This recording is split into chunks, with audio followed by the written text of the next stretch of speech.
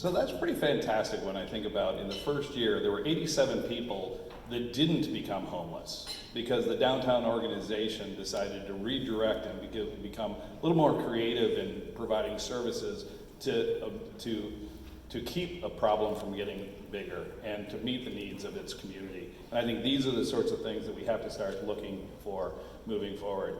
I want to congratulate all of you, and I think the work you do day in and day out is so tremendously important and so difficult. You are, from my perspective, the inspired leaders shaping this city. I thank you so much for this morning, and together, we'll just keep fighting the good fight and keep making our city strong. Thank you so very much.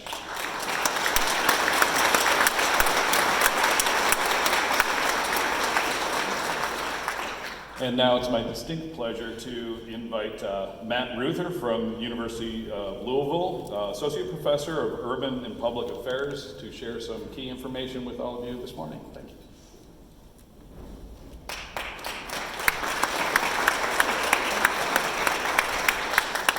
Good morning. Thank you, David, for the very kind introduction. The Urban Studies Institute at the University of Louisville carries out research on demographic housing and employment trends within the city and within other cities across the U.S. So as part of today's event, I'm going to provide a brief empirical snapshot of what we've seen happening in Louisville over the last couple of years, where we are now, and where we rank or compare against some of our peer cities. So in 1950, there were 28,693 people living in downtown Louisville, which is approximately the population of the city of Frankfort today. They occupied more than 8,000 housing units in the downtown area. Over the intervening years, Louisville's downtown population has dropped precipitously, as it did in many cities across the country, and downtown became a place where people worked, but they did not live. However, in the past couple of decades, we've seen a break in this trend, and there's evidence that downtown is gaining traction as a place to live, as well as a place to work. Since 2010, the resident population downtown, that is people who actually live there, has increased by 15%. The number of housing units has increased by 16%, and the number of households has increased by 17%. There's really small differences in these numbers, but they show some subtle changes that are going on. As household growth outpaces housing growth, we see a decline in the residential vacancy rate. And as household growth outpaces total population growth, we see a decline in average household size. So approximately 70% of households in the downtown area are actually single-person households. The population growth that we've seen in the last 7 years puts us in an enviable position among our peers. Across these 18 peer cities, Louisville currently has the 4th largest downtown residential population, eclipsed only by Indianapolis, Charlotte, and St. Louis. Louisville also has the 5th highest number of downtown housing units, eclipsed only by these cities and the city of Cincinnati. Notably, there are more people living in downtown Louisville than there are in some cities that are commonly considered high-performing, such as downtown Nashville, Pittsburgh, or Columbus.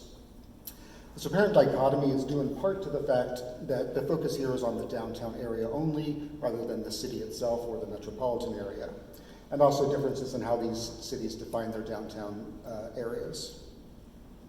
At the present time, Louisville boasts nearly 9,000 downtown residents, and they occupy approximately 5,000 housing units. And these numbers, combined with what we saw on the previous slide, suggest that the population's increased by about 1,000 people over the last 7 years, and approximately 700 housing units, which are pretty big numbers for a 7-year period. In addition to growth in the total number of downtown residents, we also see some growth in positive characteristics associated with these residents.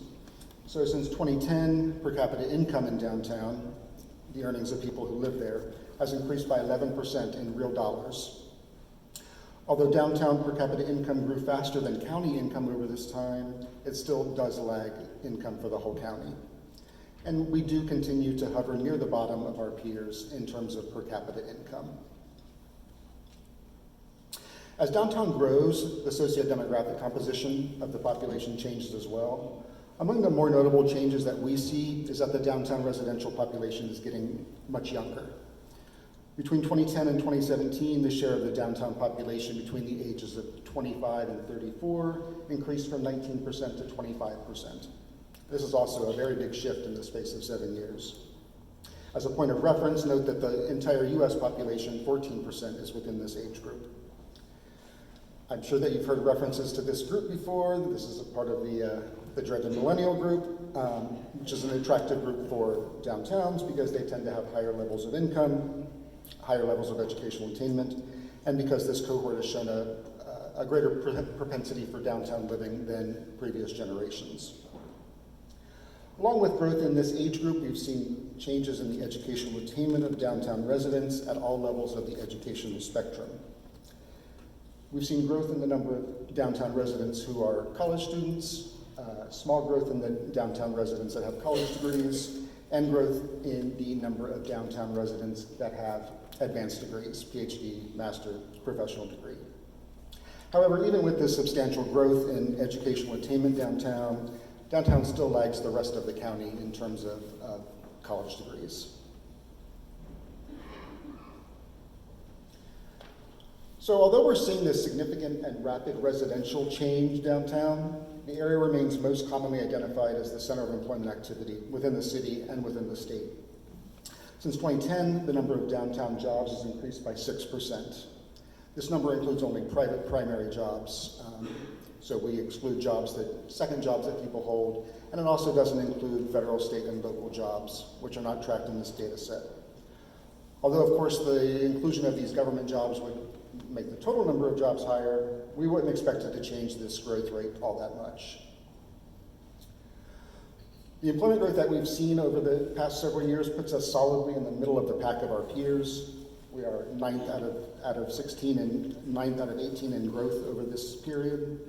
At the top of the list are those high-performing cities that I mentioned, Nashville and Charlotte, while the bottom of this list is cities that are still struggling with downtown job losses, Memphis, St. Louis, Oklahoma City. We currently rank 4th among our peers in the number of jobs downtown, with nearly 60,000 jobs in this two square mile area.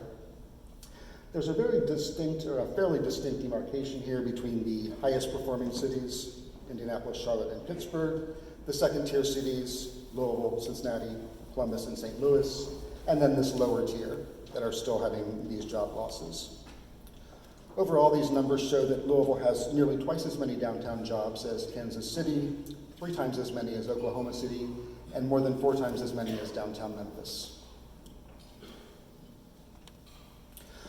Although the total number of jobs and the total job growth over the past years are encouraging numbers, another measure stands out as even more impressive. Since 2010, the percentage of jobs in downtown Louisville that are high earning, in this case jobs paying more than $40,000 a year, increased from 51% to 63%. So nearly 2/3 of our downtown jobs pay more than $40,000 a year. Now, whether you consider this number high earning depends, of course, on your point of reference. However, median earnings for workers in the whole of Jefferson County are approximately $32,000. So our downtown workers are doing well. Growth in this higher earning jobs puts us among the top of our peers on this measure. We're topped here only by Greensboro, which started at a much lower base than us, Indianapolis and St. Louis. Overall, though, we remain in the middle of the pack of our peers on the total share of jobs that are high earning. Our 63% of jobs place us 9th out of the 18 peer cities. For comparison, in downtown Charlotte, more than 3/4 or 75% of the jobs are high earning. On some other measures of economic employment vitality of the downtown area, Louisville exhibits relative stability. So since 2010, the number of downtown jobs filled by people under the age of 30 has declined slightly from 21% to 20%. So we know that an economy that has a steady supply of young talent is more robust, and younger workers and older workers typically occupy different rungs on the economic ladder. The small loss that we see here is due, at least in part, to changing demographics in the population as a whole, and this is really in line with what is happening in other cities. Several cities, including both Charlotte and Indianapolis, saw their share of young downtown workers decrease by more than we did.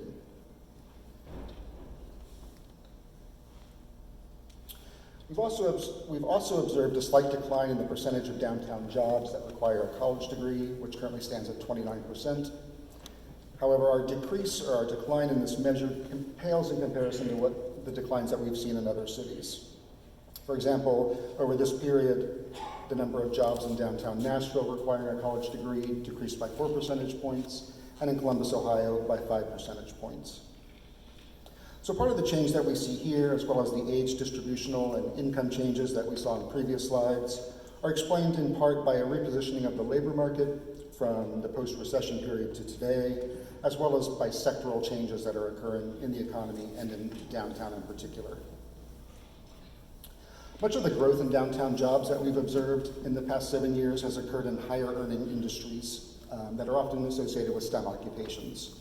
So these include professions in the finance, real estate sector, which increased by 30% over the past 7 years, the management sector, which increased by 46%, and the professional and scientific services sector, which increased by 6%.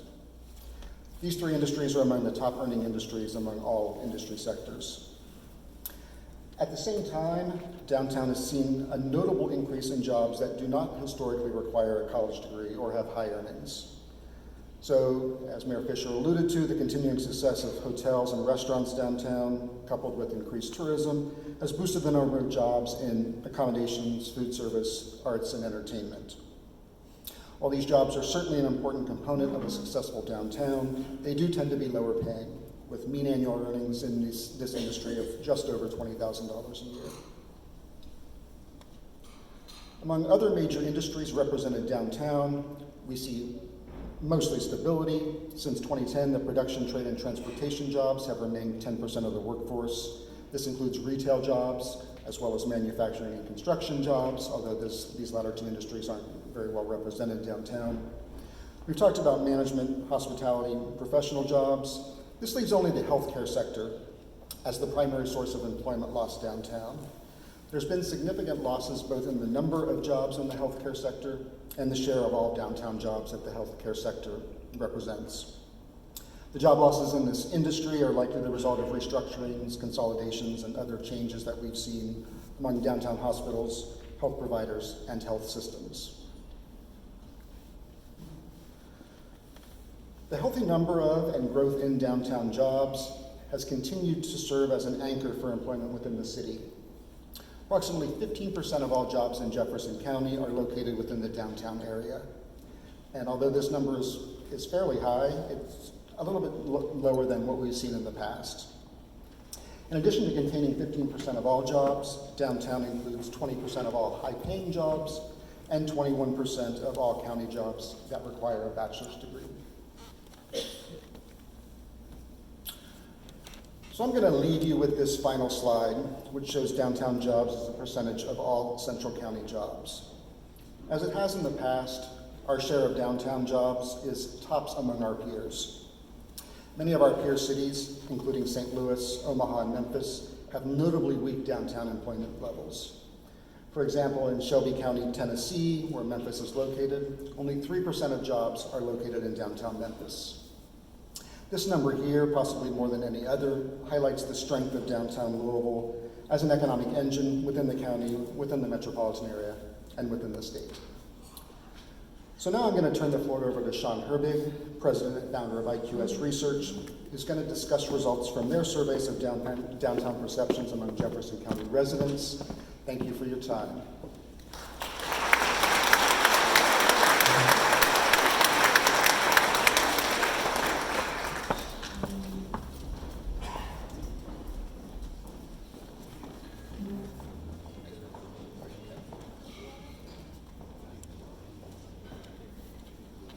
Well, good morning, everyone. As Matt said, I'm Shawn Herbig with IQS Research. Our company, we've been around for about 20 years here in Louisville. All we do is scientifically based attitudinal research, so we tend to get called in a lot for these types of public research initiatives where we kind of know what's going on, right? We can see the numbers in terms of how many visits are people making and, and what the economic impact is and things like that. But we want to get a deeper understanding in terms of why these things are occurring and sort of what our obstacles are in terms of making these things go farther. So that's where we tend to get involved. So with that, we were brought in on this project and really wanted to get an understanding of what do the Louisville residents think of downtown, right? How are they engaging with it? What do they like? What do they not like? What are the barriers and obstacles, et cetera? So what we put together was this study research study that touched on 414 individual interviews. So those interviews were done online over a period of a couple of weeks. Get a little bit of stats here. 95% confidence level gives us a margin of error just under 5 points. That's kind of the standard for social research, so we hit that here with no issues. Again, respondents 18 and older across Jefferson County. When we're doing this type of research, again, the science behind it, because there's a lot of different ways you can do research. If we're going to do it, we're going to do it right, which is kind of part and parcel with IQS research. So we had 16 individual quotas that were set up in terms of how we put this together. So you can see this is just sort of a map that we put together. We break the city into zones, so that allows each individual unique voice just to not be watered down. So we sort of break that into zones. Then we also have quotas around race and ethnicity. We have quotas around age. And of course, we also have quotas around zip code. So the idea is when we get the research, or we get the data back, and we start to do the analytics on it, we know that we can trust the data because the sampling methodology underneath is very sound, right? So that's what we start with. And then what do we look at? Well, in this particular case, we broke the city down into a couple of different things. First of all, we do all of our baseline research just to find out, what are people thinking, how are they engaging, sort of the fundamental elements that you're probably so used to seeing. But then we also went a little bit farther, and we did this study called a segmentation study. And segmentation studies, by their very nature, are designed to take a population and stratify it into different subgroups, right? And this becomes really important for a few different reasons. One, because it allows us to create a framework where we start to say, this whole population breaks down into some certain number of groups, and we know what that number is. So maybe it's 5, or it's 10, or it's 6, or it's 3, but we know what it is. We can define it. Beyond defining it, in terms of sheer number, we can also define it in terms of proportion. And then once we've defined it in terms of proportion, we can also profile each one of those individual sectors, or each one of those individual groups, so we know how to target them. We know what their issues are, we know what their concerns are, we know what they look like demographically, etc. So when we did that in Louisville, we actually ended up coming up with 5 individual groups, and you can see them here. We've got the event seekers, right? These are the people who are coming downtown pretty often, engaging with things like the Yum Center, maybe the Center for the Arts, or Actors Theater, things along those lines. We've got these diverse downtown supporters, and again, kind of as the name implies, diverse demographically, diverse economically, and these are like the downtown fans, right? They like downtown. They come down here often and they engage with it regularly. We've got these downtown pessimists. Talk about those guys a little bit later. And then you can see we've got some of the other ones, right? The downtown regulars, a lot of those tend to be downtown workers. And then we also have a large percentage of individuals that come down here for government and medical services, right? Of course, we know that we have a large medical sector downtown, and that engages a lot of particularly our older population. So when we look at that and we start to pull it together, we go, well, how often are you coming down? Just some basic, data here. And go, how often are you coming into downtown? How often are you using it, just in this case, on a monthly basis? And you can see we've got a really nice mode, a really nice plurality around that 1 to 3 trips on a month, right? Now, of course, we've got people up here on the right side of the scale, 10% are saying 21 times or more a month. A lot of times those are downtown workers, that would make sense. And then, of course, we've got a percentage of the population which says, I don't come downtown. I don't like downtown, right? And those people exist, right? They tend to be in that downtown pessimist category. They're opting not to engage, and they exist. By the way, if you're looking at that group and you're looking at kind of what they look like, they tend to be older, they tend to be white, and they tend to be affluent.